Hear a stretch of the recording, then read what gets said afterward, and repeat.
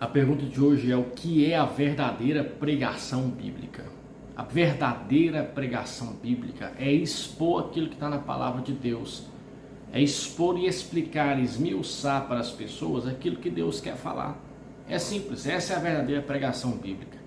Eu vou dizer para você, conforme diz o grande doutor Martin Lloyd-Jones, que a pregação é a atividade mais santa, mais absurda que alguém pode fazer pelo reino de Deus. E você não pode fazê-la de qualquer jeito, porque vidas, almas estão na sua mão, para você poder levá-las para o reino de Deus ou não, dependendo daquela resposta que elas vão dar. A pregação bíblica então consiste em apresentar os pontos que nós temos na palavra de Deus. Vou te dar alguns exemplos do que eu estou dizendo. Primeira coisa, você tem que apresentar o texto, explicar o que está no texto, explicar o que está no seu tema, se for um sermão temático, explicar o que está sendo escrito ali, o que foi escrito, qual que era a intenção do autor, como é que se desenvolve aquilo ali no contexto. Isso é você preparar a mensagem para entrar no ouvido daqueles que estão sentados nos bancos. Hoje, muita gente não está usando esse artifício que é tão importante da palavra de Deus, que é estudar o texto, aprender o que está no texto, saber as palavras, pegar um dicionário, olhar lá, pegar um comentário, olhar ali o comentário, né, entender o que está acontecendo ali no contexto, saber, por exemplo, que aquela passagem que você está pregando faz parte de um outro sermão. Por exemplo, a oração do Pai Nosso, ela está no Sermão do Monte, que é ali um modo de conduta, né, para que você possa ser cristão, e não só possa ser cristão, mas o que o cristão tem que fazer, como ele deve viver depois que ele é convertido. Então nós temos que entender que a pregação, ela não é simplesmente chegar lá e falar meio nível de palavras ali e achar que tá bom, não. Nós temos que nos preparar. É claro que em alguns momentos Deus vai te dar palavras que vêm do céu, né? Aquela famosa palavra da sabedoria, do conhecimento, a revelação, para você poder chegar na pessoa e entregar algo ali que é para aquele momento, é específico naquela hora. Eu creio nisso, sim. Mas no demais, quando você vai apresentar para a congregação, você não pode chegar lá sem entender o texto, você não pode chegar lá sem entender o tema, você não pode, você simplesmente não pode fazer isso. Então você precisa entender que você precisa estudar o texto. Outro ponto, saber as ideias centrais do texto. Poxa, esse texto aqui está falando do quê? Está falando de oração, ele está falando de salvação, ele está falando de pecado, ele está falando de alegria, ele está falando de quê? Ele está falando de prosperidade em Deus, de aprender coisas novas em Deus, de sabedoria, está falando de dons do Espírito. Poxa, quais são as ideias principais do texto? Quais são as palavras-chave do texto? Tem alguma palavra como ressurreição, ressuscitação, ou ainda poder do Espírito, ou ainda, meus irmãos, palavras como pecado, como transgressão, iniquidade, unção, ou se não, palavras-chave como bem-aventurados, né? Bem-aventurados aqueles que creem e não viram e creem, né? Então temos que olhar tudo isso para poder entender o nosso texto, saber que o nosso texto tem algo para nos dizer. Ele tem ali um lugar, um contexto, né? Eu e você temos que explicar esse contexto, nós temos que explicar o que aquele texto ali quer dizer dentro daquela passagem, nós temos que explicar as palavras e ideias principais daquele texto. Então esse aqui é o básico da pregação. Depois disso, nós temos que fazer algo muito interessante, que eu ando estudando bastante, que são as aplicações do texto. O que é isso? Como é que esse negócio que eu aprendi aqui na palavra de Deus, ele se aplica na minha vida pessoal?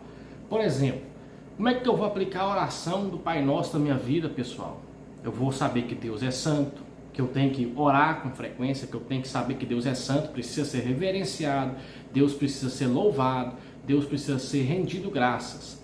Depois disso, eu tenho que saber que o reino de Deus tem que expandir. Depois disso, ele tem que fazer a vontade dele. Depois disso, ele tem que dar nosso pão.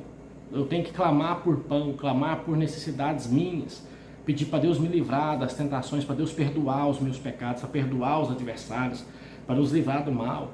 Tem que louvar a Deus. É isso que eu estou querendo dizer para vocês. Nós temos então que pegar as ideias centrais e saber explicar elas, aplicar aos ouvintes. Como é que eu aplico no meu dia a dia? Como é que eu aplico no meu momento de devocional? Outra coisa, por exemplo, outro exemplo que eu posso dar para você. Como é que eu leio a Bíblia melhor? Eu preciso ter um lugar silencioso. Qual que é a prática da leitura da Bíblia? Eu faço com ou sem oração? Eu medito no tempo que eu posso? Eu medito de qualquer jeito? Eu pego um verso aleatório? Eu leio em sequência, né, a lectio contínua? Eu faço a leitura contínua do texto? Eu faço ali a leitura por blocos de profetas, né? Por bloco de carta paulina, ou por bloco dos evangelhos. Como é que eu faço? Né? Eu tenho que aplicar o que eu estou pregando na minha vida. Eu estou falando de perdão. Como é que eu vou fazer isso aqui? Eu vou começar a dar situações, né, para a pessoa poder entender onde é que ele tem que pedir perdão, onde é que ele tem que pedir ali desculpa, perdi, se humilhar diante da pessoa para pedir perdão, né? Buscar o perdão alheio. Se eu estou falando de salvação, eu tenho que falar para ele como é que ele aplica essa salvação na vida dele, que ele tem uma armadura de Deus para poder aguentar a pancada, que ele tem ali à disposição dele o Espírito Santo para continuar ali na presença do Senhor salvo. Então nós temos que aplicar o texto nas pessoas. O que falta muito é a aplicação, o que falta muito é entender o texto. Por isso que muitas das vezes você vai no culto, né? Você vai num lugar aí onde a pessoa vai pregar, onde a pessoa vai ensinar, e você vê que a pregação ela não está ruim, mas ela não está profunda, ela não tá passando a faca do jeito que ela devia estar passando, ela não está penetrando no indivíduo do jeito que devia penetrar, não está entrando no indivíduo do jeito que deveria entrar, né? Ela não está enfiando dentro da alma dele e fazendo um rebuliço na alma daquele indivíduo. Nem que seja para ele depois ele desistir daquela pregação e ir embora. Mas sim, ela precisa tocar na alma do ouvinte, mais do que no superficial, somente nos ouvidos. Qualquer som toca. Agora na alma, somente a pregação que está envolvida no Espírito de Deus e que foi bem produzida, foi bem feita, ela vai conseguir alcançar o coração dos indivíduos. Outra coisa que nós podemos observar é o temor a Deus quando nós vamos pregar. Meus irmãos, nós temos que ter temor, saber as palavras que nós estamos usando, saber que as nossas pregações elas vão ser utilizadas ali para o reino de Deus, para o avanço da obra de Deus. Então eu e você, nós não precisamos entender somente de pregar, nós precisamos entender do resultado da pregação, né? Por quê? Por que eu estou falando isso? Porque você está pregando, meu irmão, para almas que são eternas, pessoas que vão para o céu ou para o inferno, pessoas que vão ser salvas ou vão ser condenadas. E aí, se você tratar isso de maneira leviana, você vai pregar de maneira leviana, meu irmão. Não adianta você achar que você não vai, porque você vai. Se você estiver descrente daquilo que você está fazendo, então não faça. Deixa para outro fazer, que Deus levanta outro e faz. Agora, se você tiver, meu irmão, com o coração para pregar, lembre-se disso. Você está pregando para pessoas que estão ali para a eternidade.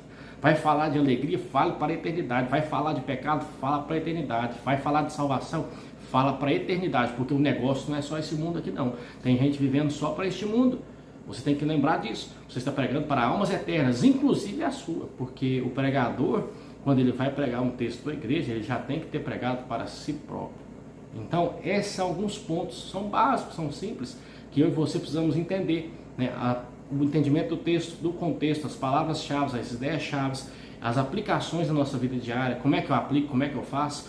E por último, o temor a Deus, né, que é tão importante quanto as outras coisas que eu disse atrás, talvez até mais importante, porque se eu tiver temor a Deus e aquelas pessoas que eu estou fazendo, eu vou ter ali preparação para poder fazer aquilo que Deus mandou eu fazer. Fique com Deus, que Deus possa te abençoar em nome de Jesus, que você venha dar fruto na obra do Senhor. Um grande abraço e até o próximo vídeo.